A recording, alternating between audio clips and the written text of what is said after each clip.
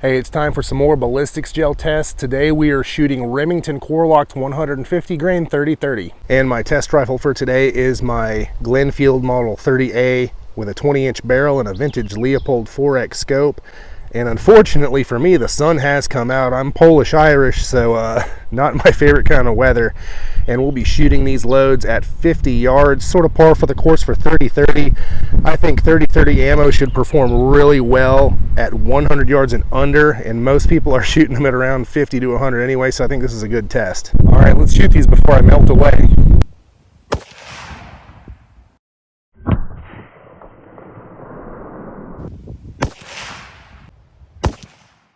All right, we are down here at the blocks after shooting that 150 grain Remington CoreLokt 30-30 stuff, and that last shot really flung the blocks around, and my table is a little worse for wear, but we did manage to capture all 3 bullets. And I got the tape measure set up. Sorry about the shadow, it's afternoon, I can't do anything about it. And I did rotate this block so we can see the bullets a little bit better. So we have one at about 19 3/8 inches. We have another one at, I'm gonna call it 20 7/8. And then our furthest one, I don't know how this happened, we got to 26 and let's call it 26 inches. And I'm gonna go dig them out so we can take a look at them. And let's check out those velocities for the Remington CoreLokt 150 grain 30-30 loads. The high was 2279, the low was 2256, and the average was 2264. Here we have those 3 150 grain Remington CoreLokt bullets fired from the 30-30. First we'll talk about weight retention. So the overall average was 132 grains, and respectively they were 135, 133, and 127 grains for an overall average weight retention of 88%. That's pretty darn good. And I've gone ahead and flipped them over so we can talk about expanded diameter. First of all, these mushrooms look really good. They don't call these the deadliest mushrooms in the woods for no reason, apparently.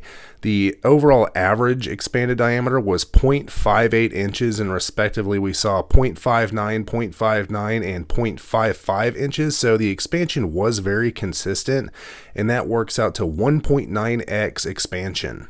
Now we'll talk about velocity. The high velocity was 2,279 feet per second. The low was 2,256 feet per second, for an average of 2,264 feet per second versus a build velocity per the box manufacturer of 2,390 feet per second. So these bullets were flying a little bit slower, well, not a little bit, a good amount slower than the manufacturer spec, 126 feet per second slow to be exact. The spread was pretty tight. We only had a 23 foot per second spread between the lowest and highest velocities. Overall, this is about what I would expect from a 150 grain 30-30 bullet. Now let's talk about penetration. The overall average was 22 inches of penetration, and respectively we saw 26 inches, 20 7/8 inches, and 19 3/8 inches of penetration.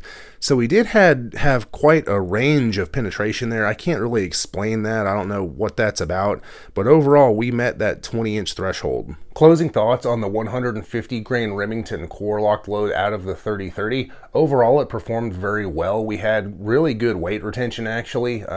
Some other CoreLokt ammo I've fired out of higher velocity cartridges didn't have quite this much weight retention. It makes sense being that it's a 30-30, a little bit lower velocity, so it had good performance there.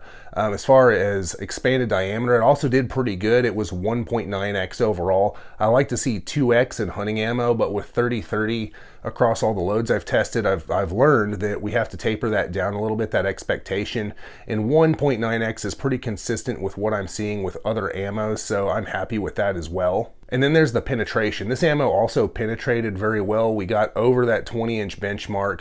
There was a bit of a gap between the shortest penetrating and longest penetrating bullet. I'm not sure what that's about, but the overall average was over 20 inches, so I'm happy with that as well. Velocity wise, it's right in there in that 2,200 plus foot per second range that I've come to expect from 150 grain 30-30 loads.